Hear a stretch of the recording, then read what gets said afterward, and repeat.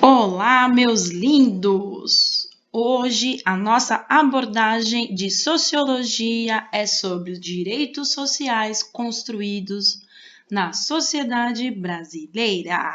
Parabéns! E aí, nós teremos que falar sobre as constituições do Brasil. Acredito que nesse momento vocês estão se perguntando: poxa, que maravilhoso! A professora nem gosta de falar sobre esse tema. Pois é, mas o contexto do módulo 5º de Sociologia traz à tona toda a formação das constituições brasileiras para que a gente juntos possa fazer uma reflexão sobre como esses direitos sociais foram adquiridos até a última Constituição, a Constituição conhecida como Cidadã de 1988, trabalhando também uma relação direta sobre sociedade urbano-industrial e Brasil, a partir da reflexão das lutas sociais trabalhistas, que inclusive vocês já viram esse conteúdo no capítulo do Getúlio Vargas, Direitos Sociais Conquistados pós-Getúlio Vargas, e também uma relação entre campo e cidade, lutas sociais no campo. Afinal de contas, né, todos os direitos sociais que foram adquiridos na Constituição vieram a partir de uma abordagem e de movimentos que foram consolidados dentro das próprias questões sociais, né, desses movimentos que pressionam, então, as nossas bases governamentais para que a gente adquire novos direitos constitucionais, políticos, civis e que possamos aí fazer uma grande evolução histórica do Brasil a partir dos movimentos que foram consolidados, então, no final do século XIX para, então, o século XX. Então, eu coloquei aí para vocês o tema Constituições do Brasil, de 1824 a 1988. Então, aqui colocando, né, para a gente essa formação, dando assim uma introdução para vocês, eu coloquei que a história de um país e de seu povo certamente é contada por suas constituições, as quais decidem, nos seus mais diversos pilares, como uma noção deve seguir para determinado momento da própria história, né? Então, a Constituição ela é refletida nos aspectos sociais, culturais e necessidades de um povo e também faz uma reflexão baseado no sistema de governo e qual é o sistema de representatividade desse povo, né?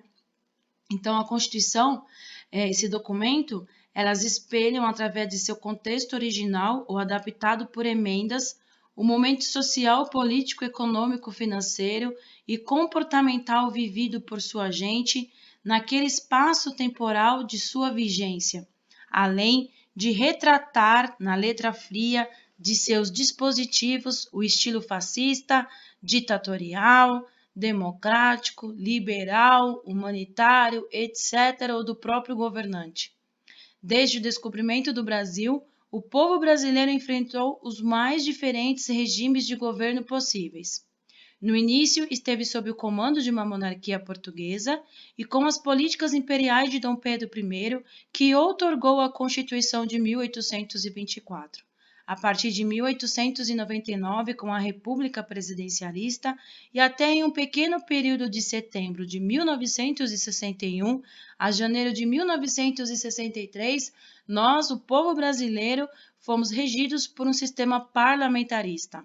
Então, é nessas nuances da própria estrutura governamental e da necessidade da vigência de estruturas políticas é que a gente percebe realmente que pode-se contar a história de um povo a partir da formação das suas constituições.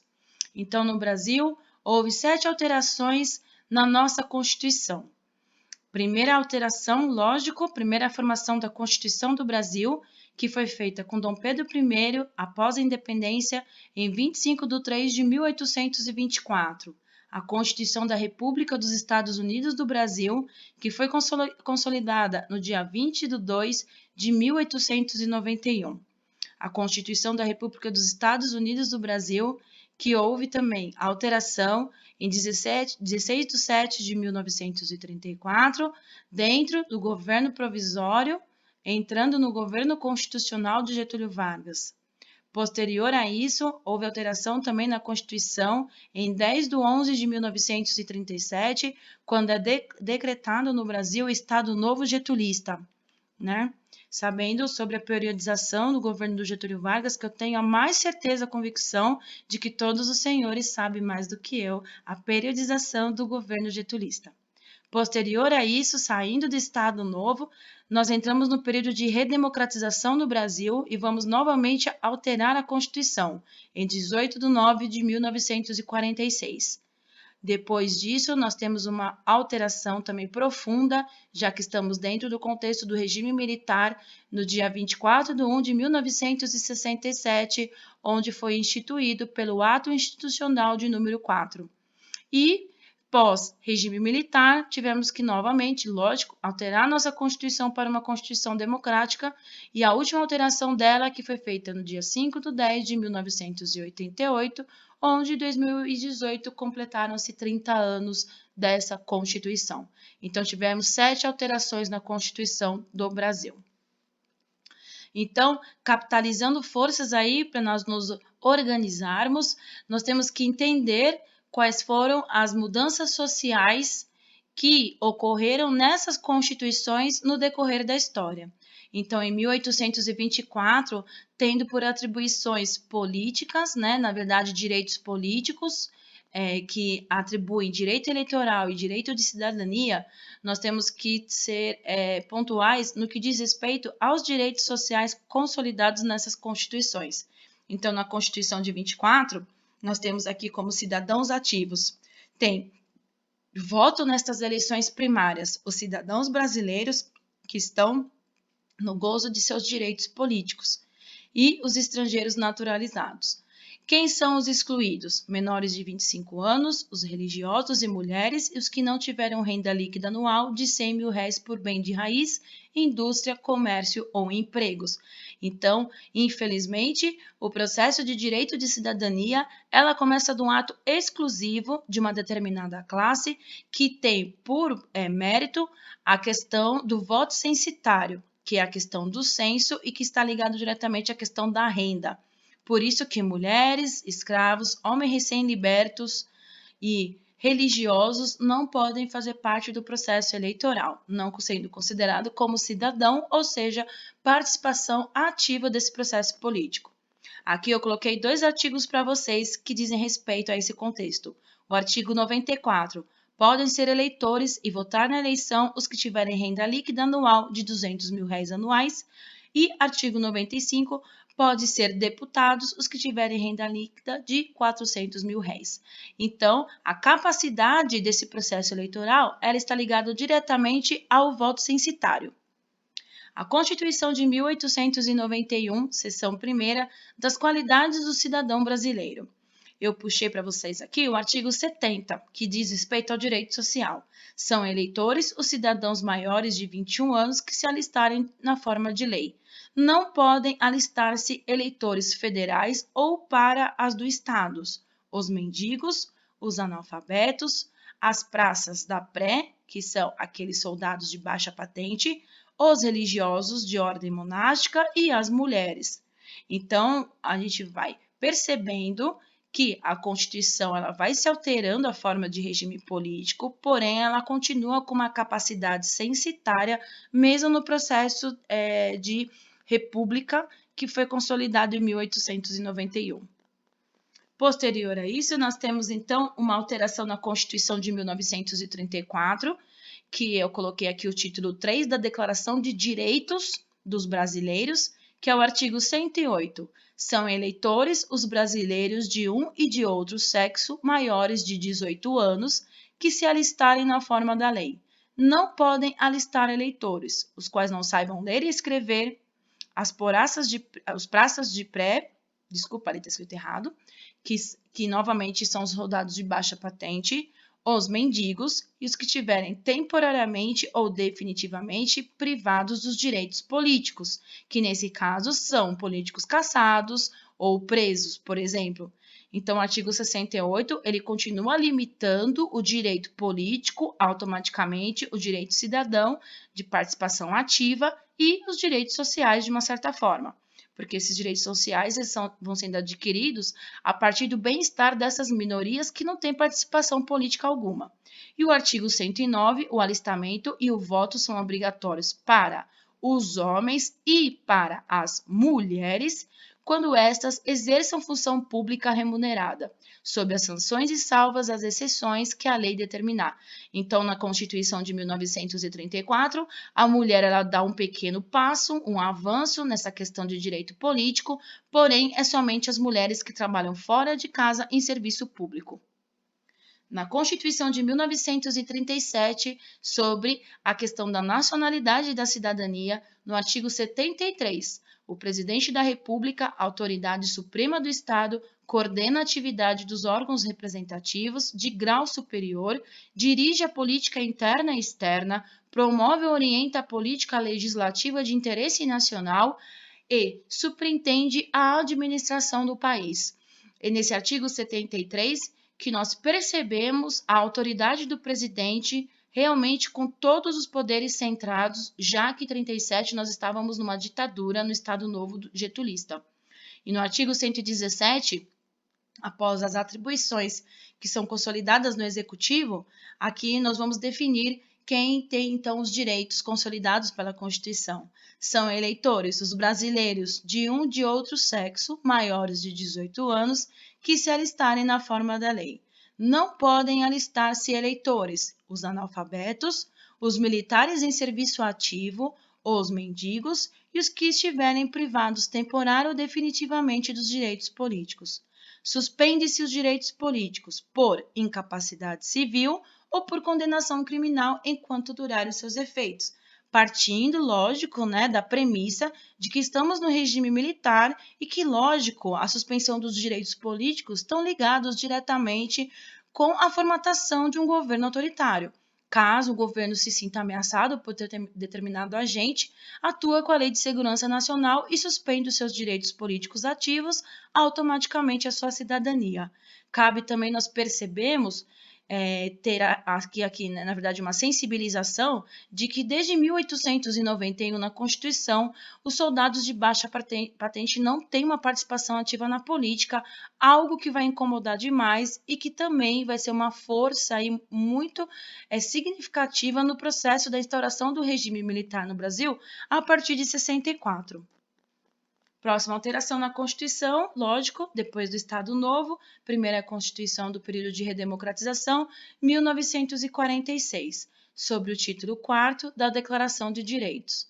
Artigo 131. São eleitores os brasileiros maiores de 18 anos que se alistarem na forma da lei. Artigo 132.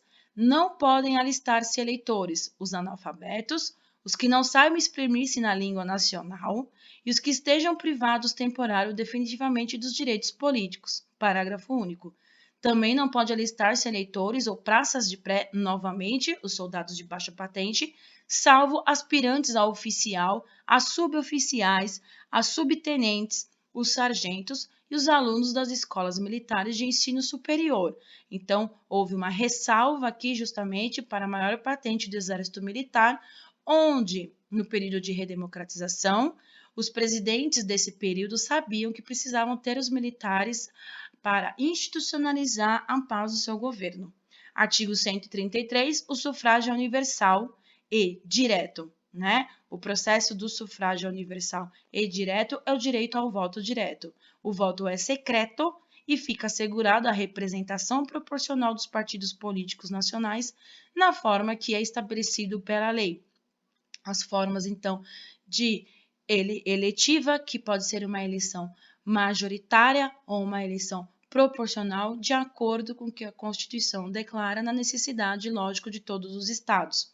Tudo bem? Então, ainda assim, cabe aqui a gente lembrar que mesmo entrando no período de redemocratização, nós estamos dentro do contexto da Guerra Fria, nós vamos estudar isso também agora no período de redemocratização com os presidentes desse período, e que muitas dessas políticas aqui sobre não dar direito político para os estrangeiros tem a ver com o grande medo do alastramento do comunismo no Brasil. Depois nós temos aqui, então, a alteração na Constituição de 1967, que nós estamos dentro do regime militar, tá? E que ela parte do capítulo 2 dos direitos políticos. Então, houve uma alteração que foi condicionada pelo AI4, né, os atos institucionais, que nós vamos também aprender isso quando entrarmos no regime militar, e ela fala do artigo 142. São eleitores os brasileiros maiores de 18 anos, alistados na forma da lei. São obrigatórios para os brasileiros de ambos os sexos, salvo as exceções previstas em lei. Não podem alistar-se eleitores os analfabetos, os que não saibam exprimir-se na língua nacional e os que estejam privados temporariamente ou definitivamente dos direitos políticos. Sabemos que no período do regime militar, muitos direitos políticos foram suspensos e cassados diante, então, da Lei de Segurança Nacional, caso uma pessoa se tornasse uma ameaça para o regime vigente. No artigo 143, o sufrágio universal é o voto direto e secreto, salvo nos casos previstos nesta Constituição. Fica assegurada a representação proporcional dos partidos políticos na forma que a lei estabelecer. Lembrando que existiam mecanismos do regime militar que acabavam por si só sempre em beneficiar o partido da Arena, que era o partido do regime militar, e que automaticamente não tinha muita intervenção do povo brasileiro para presidente, já que para presidente o voto era indireto. E aí nós temos aí os atos institucionais que foram consolidados e praticados no regime militar, são dispositivos que se sobrepõem à Constituição para mudanças de diversos decretos e leis e se impondo mesmo no corpo constitucional. E a Lei de Segurança Nacional, que está diretamente ligada com a suspensão dos direitos políticos e dos direitos constitucionais. No término, então, do regime militar, né, em 1985, então nós temos aí Sarney vindo para presidente, primeiro presidente civil ainda eleito por vias indiretas, né, Tancredo Neves falece, ele vice assume, nós não temos eleições diretas ainda para presidente, e aí é necessário novamente alterar a Constituição. Então, na Constituição de 1988, no título 3, capítulo 1 dos Direitos e Garantias Individuais, nós percebemos que tivemos aí muito mais direitos consolidados. Então, no artigo 5º, todos são iguais perante a lei, sem distinção de qualquer natureza, garantindo-se aos brasileiros e aos estrangeiros residentes no país a inviolabilidade do direito à vida, à liberdade, à igualdade, à segurança e à propriedade. No capítulo 2 dos direitos sociais, no artigo 6º, são direitos sociais a educação, a saúde, a alimentação, o trabalho, a moradia, o lazer, a segurança, a previdência social, a proteção, a maternidade e a infância, a assistência aos desamparados na forma desta Constituição. E no capítulo 4 dos direitos políticos, no artigo 14, a soberania popular será exercida pelo sufrágio universal, pelo voto direto e secreto, com valor igual para todos e nos termos da lei mediante plebiscito, referendo e iniciativa popular. Então, percebemos que teve um grande avanço na Constituição de 1988 em direitos sociais, políticos e civis. Então, a partir de uma Constituição que foi por tanto tempo na história reprimida a questão dos direitos políticos e da cidadania ativa de muitas minorias aqui no Brasil. O alistamento obrigatório e o voto são para maiores de 18 anos e facultativos para analfabetos, os maiores de 70 anos e os maiores de 16 anos. Então, nesse momento, analfabeto já não é mais proibido de votar, mas entra como facultativo, opcional, uma grande alteração na Constituição de 88, que praticamente dá o direito de todos participarem dos seus direitos políticos ativos, tirando também os menores de 16 anos, né? Então, 16 anos a 18 anos também é facultativo. Então, a promulgação da Constituição de 88, ela foi uma Constituição histórica. Quem foi o precursor, um dos responsáveis por essa Constituição foi o deputado Ulisses Guimarães, que foi um dos principais articuladores da Constituição de 1988, e ali na foto embaixo tem a comemoração da promulgação dessa Constituição. Então, a Constituição, ela deve ser o foco da atenção redobrada para que as nações estatais não acabem por ignorá-la completamente. A presença de movimentos sociais e da sociedade civil em tais debates é essencial para a implantação e constitucionalidade da justiça social.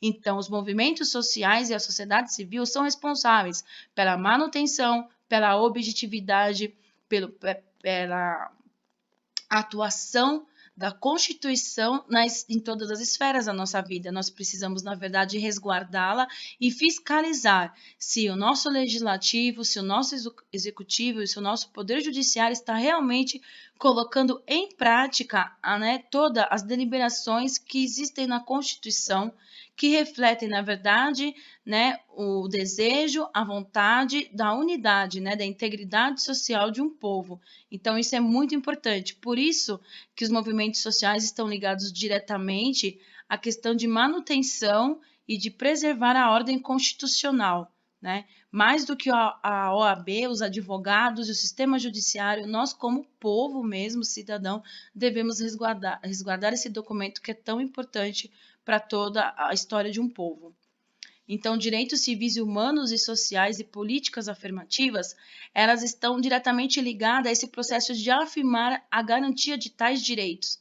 São órgãos que são responsáveis da esfera civil, que nós vamos chamar aqui de sociedade civil, que acaba pressionando a manutenção e a ordem que a Constituição esteja sendo colocada em prática, principalmente dispositivos como políticas afirmativas. Então, não há, ao longo da história da humanidade, primazia nas relações de igualdade e justiça entre os grupos humanos. Então, claro que se nós pegarmos a história da humanidade desde lá do Império Romano e do Egito, a gente sempre soube, dentro desse contexto, que não houve igualdade entre todas as classes sociais. Por isso, há necessidade realmente de prover a manutenção da Constituição. Então, alguns exemplos aqui que eu coloquei para vocês, por exemplo, o sistema escravista na América deixa isso bem claro para a gente, Então, a questão dos direitos, desse modo, é entendida como parte de um processo dinâmico de tensão, de conflito, de desigualdade e diferenças. Assim, os direitos humanos são um produto de disputas e resultados de relações contraditórias, e não elementos estabelecidos enquanto naturais. Ou seja, é permanentemente o processo de grandes conflitos sociais e lutas que esses direitos são adquiridos constitucionalmente e os movimentos sociais são importantes por causa disso. Então, se nós entendemos a República Romana, sabemos que os plebeus conquistaram muitos direitos através do quê? De muitas rebeliões contra os patrícios. Então, é algo que se é conquistado a muita força, às vezes em sangue, às vezes de uma forma mais democrática, com manifestações, mas enfim, é necessário conflito entre classes realmente para que a gente consiga diminuir essas desigualdades. Por isso, as políticas afirmativas. E também outra contradição que eu coloquei, que nem sempre independência ela está ligada diretamente a direitos civis. Então, a gente foca na independência dos Estados Unidos, na sua declaração à independência dos Estados Unidos em 1776, na Revolução Francesa, a Declaração dos Direitos do Homem e do Cidadão, 1789, mas há permanentemente contradições no contexto social, porque os Estados Unidos não deixou de ser um país escravista e a Revolução Francesa também não deixou as suas colônias sem serem escravas. Então, essa declaração de independência dos Estados Unidos e declaração do direito do homem e do cidadão, liberdade, igualdade e fraternidade, não atinge a todos por igual dentro de uma sociedade. Então, os movimentos sociais advindos aí, tanto no contexto social, em políticas trabalhistas ou políticas afirmativas, elas também acabam indo para o campo, Então, os movimentos sociais do campo são aqueles que envolvem o campesinato, isto é, os trabalhadores rurais. Entre as suas principais bandeiras de luta estão a reforma agrária, a melhoria das condições de trabalho e o combate ao processo de substituição do homem pela máquina no meio agropecuário. Então, é lógico que diante de um dinamismo do processo da industrialização, mais um movimento urbano que se deu no início do século XX e a grande massa de trabalhadores que tinham que trabalhar no sentido de preencher o quadro de produção das grandes indústrias, era necessário diminuir os conflitos na cidade, devido às leis trabalhistas que Getúlio Vargas acabou consolidando na Constituição de 34. Mas a gente também tem que ter a percepção do que esses trabalhadores que são os rurais, eles querem, né? Não é porque eles não estão engrenados dentro do processo de urbanização que eles vão deixar de lutar pelos seus direitos.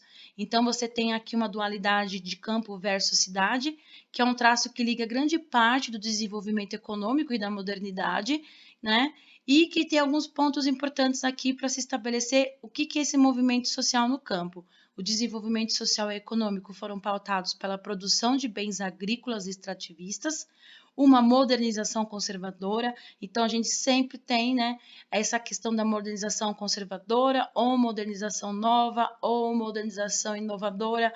Enfim, a modernização conservadora ela é algo que é muito peculiar da história pragmática do Brasil, que é quando ocorre um evento, uma revolução ou manifestações, ou mesmo uma troca de poder, aquele que acaba aderindo ao poder, que sobe ao poder, ele se torna conservador pela manutenção da ordem da sua própria estrutura de poder. Então, é uma modernização, na verdade, sem muitas alterações nas bases estruturais, que é uma questão social, mas sim preservando e conservando uma mesma ordem, uma mesma manutenção para um grupo diferente.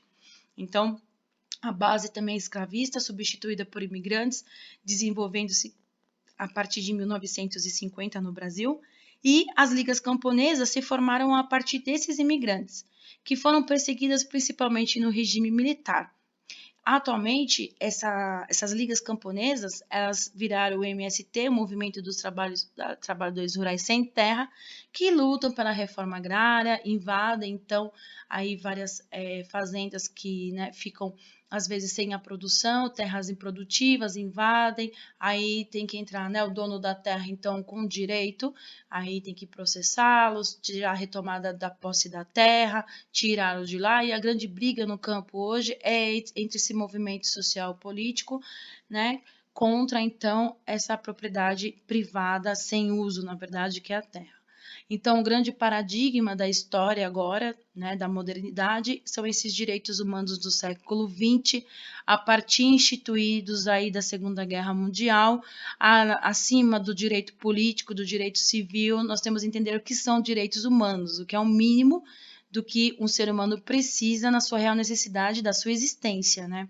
Então, em 1948, na Declaração dos Direitos Humanos da ONU, final da Segunda Guerra Mundial, ela foi marcada pelo momento histórico da guerra, e as declarações da ONU elas apresentam uma intenção de universalidade. Então, essa universalidade ela expressa em preservar a justiça, os direitos humanos nos seus respectivos países ou em outros, e pretende que tais ideias de justiça e de direito sejam os mesmos sempre para todas as sociedades e culturas em qualquer tempo, porque, independente da cultura e do valor daquele povo, a vida ela é uma só, é uma existência que precisa, acima de tudo, estar acima de qualquer outro direito, o direito à vida, né? O direito à vida, ele corresponde ao direito a comer, ao direito a dormir, né? Ao direito de viver bem. Tudo isso é o direito à vida. Então, o direito social, teoricamente, ele teria que vir primeiro do que direitos políticos e direitos civis. Então, tem que fazer uma análise criteriosa entre contexto sociocultural, relações colonialistas e etnocêntricas na questão da cultura, né? Da superioridade de outras culturas, e ela reforça o caráter coletivo desses direitos que vão sendo consolidados de uma certa forma como cidadão global, como questões da humanidade. Então, nós temos a Declaração Universal dos Direitos Humanos, que vão dando as porcentagens de como o mundo está atualmente. Então, 15% da população mundial tem deficiência, 758 milhões de adultos não possuem habilidades básicas da leitura e escrita. Tudo isso corresponde ao direito social. 466 milhões de pessoas sofrem de perda auditiva, 35 milhões são crianças. A declaração foi traduzida para 500 idiomas diferentes e a declaração foi proclamada em Paris em 10 de dezembro de 48, tendo realmente uma real necessidade de entender o que é esses direitos sociais para as minorias, principalmente, né?